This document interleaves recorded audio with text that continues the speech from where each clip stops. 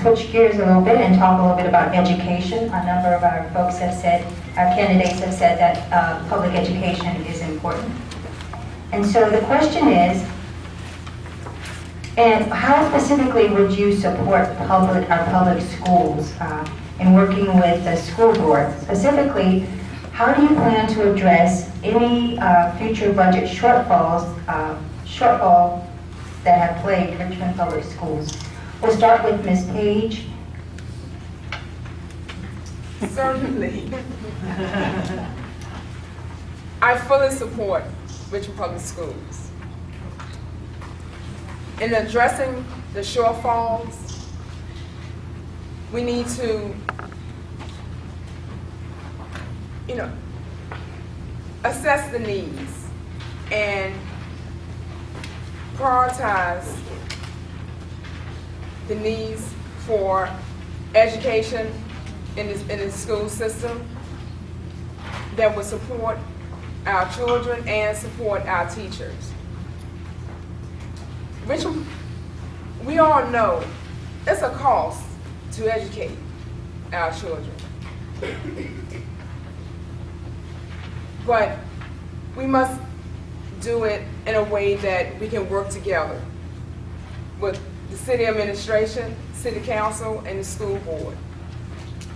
We cannot continue to pull at one another in addressing the funding, but we must be accountable in utilizing public dollars. But our priority is educating our children and providing them the best education that's available. But until we make education a priority in this city, we're going to continue to have these challenges with the budget shortfalls. We have lost state sales tax for the state. It's constantly declining, so we are not receiving the appropriate funding from the state. Also, we have an issue with the composite index. That's not a true assessment or formula in providing funding for public education. So again, until we make public education, Richmond Public Schools a priority, we're going to continue to have issues with the shortfall, budget shortfall. Thank you. Mr. Hart, how might you address future budget shortfalls? Let's look at what we say. We say we have an exceptional education system, yet and still to the left and to the right of us, we have counties that spend 35 to 50% of their budget, their general budget, on education. But yet and still we spend 19%. We keep tossing around the phrase, let's do more with less. I'm sorry, if the last time you looked in your personal budget, if you tried to do more with less, you've had to change the quality of what you get to get more. That is a problem. More money into education is going to help. What is it going to help? It's going to produce a better, more educated workforce. Better quality of workforce is going to make it so that more people want to live near those jobs where these people are working. What you also have, you bring more people into the city, that brings more tax revenue back in. What we've done is if we fund our education system now, what we have done is we've gone back and we've brought money back to our city. And that's the one thing that I feel wholeheartedly that we have got to do. If you think that you can do more with less, please show me how you do it. But you're going to get not as good a quality. Ms. Mosby, can you address that for us, please? Yes, I totally agree with that. I really believe that we need to address our education. As I've said in my opening, our children are our future. We have no other choice but to make sure that they're ready for the workforce, that they're ready for life itself. And if they're not ready for job preparedness, job training, they're not ready. Everybody's not going to go to college. That's not going to be everybody's place. But they have to be, our children have to be educated enough to get to that training place or whatever it is, so that when these jobs hit, that they're ready to go in the jobs. It's not going to do us any good to bring 100,000 jobs and we have no one that can work the jobs locally. Our children are not prepared to work the jobs. The people that are ex-offenders that are in our neighborhoods are not prepared to work the jobs. So we have got to sit down and come together as a whole team, because all ideas are good. We need the jobs here. We need the youth and their education. But we've got to put a plan together, a comprehensive plan on that as well, so that we can get the jobs and the training and all of these things done, and they kind of come together at the same time so that we can make sense out of what we're doing. Mr. Tyler, could you speak to that, putting together training and plans for job creation for our youth in terms of the budget shortfall? How might you address the budget shortfall in particular, specifically? Well, I think first of all, this past year I made it very clear that education is critical to the future of our city. We, as a city, have to support our teachers and make sure that the dollars that we give them are going into the classroom so they can teach our children. This past year, the schools asked for a little bit over $23 million. When I sat down with Kim Bridges, the first district school board member, we were able to talk a plan that would put an additional $10.4 million in the budget so that the school teachers would not be furloughed, classroom sizes would not be increased, and no individual would be fired. And I felt that says volumes about job creation for the future, because we have to invest in our children. As I said at City Council that night, you can't have a Tier 1 city if you don't have a Tier 1 school system. And I still believe that today. And in order to create opportunities, you've got to have the fundamentals in place. And that's why I will continue to work with the first district school board member to get the right amount of funding in Richmond Public Schools. Would anyone else like to address that question? Ms. Delp? Hi. This is a scenario in which I think the city has been very short-sighted. I think investing in the schools and making schools a priority pays off in the long run.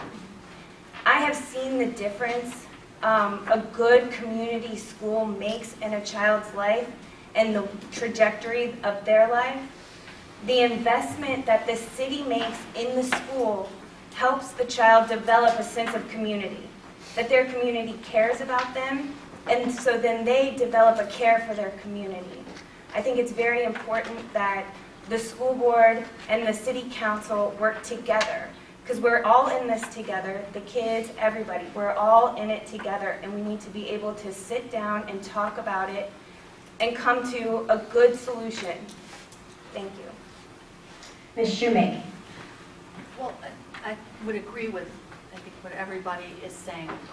We have to do something.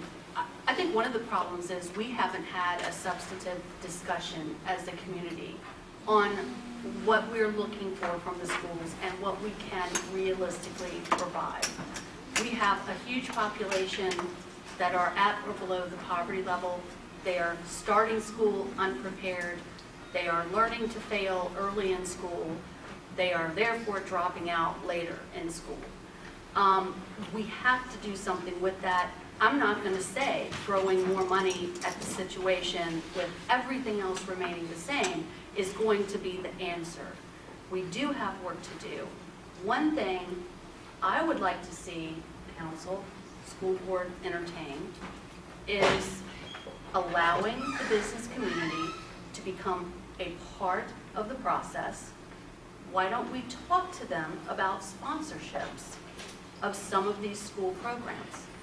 Would bring cash in, it would let them fund it, we can have the Altria IB program, then we would have some additional funds to direct to the areas that are really having significant troubles, whether it's particular schools or particular grade levels. But I think we need to get creative. We have a city with a lot of issues. Schools are one of them. And we have to really get creative on how we're going to fund all of those different issues and get ourselves to a competitive position with the surrounding counties. Okay, we have a number of people who would like to speak to that. We'll hear from Mr. Walker, and then we'll go to another question. Education in Richmond Public Schools is #1 priority on my 7-point platform. Clearly, public schools and ensuring that Richmond Public Schools gets the funds that it needs has got to be a priority for our city. For too long, this city council has failed our schools. Now, we all know what the school board does. The school board sets policy. But where does the money come from? It's appropriated by city council. They've shortfalled our children for way too long. And in many cases, many of our children go to private schools. You know, the young lady that I'm running against in my district, she sent her kids to private school. So in many cases, it's not an issue for them, but their kids aren't affected by it. We've got to put the dollars in our public schools. You know, when I attended public schools, the city council, it was a priority. It's not a priority for the city council. And it needs to be a priority. You know, we need to be looking at ensuring that we have AP classes. In my district, again, the majority of the folks in my district send their kids to private schools. And for those who don't send their kids to private school, once their children reach 5 years old, they move. So we have to put the dollars in there. We shouldn't have in a city that's almost 50-50 black and white. We shouldn't have 96% of the kids in Richmond Public Schools black, and all the white kids going to private schools. We've got to put dollars in our school system to ensure that we have equity in our school system, that everybody feels comfortable going in our school system. And then for those kids who maybe don't want to go to college, we need to make sure we have some technical programs. Again, as I said earlier, we need to be talking to our business communities to see what the job sets are going to be required in the next 5 years, and make sure those sets are put in our schools as well as our technical sets. We've got to put dollars in Richmond Public Schools again. Thank you.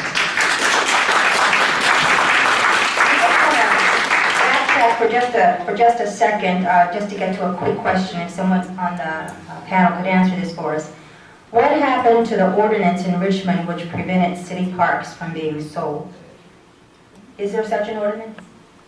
Yes, there is. Yes, okay. And so it's, okay, yes it is.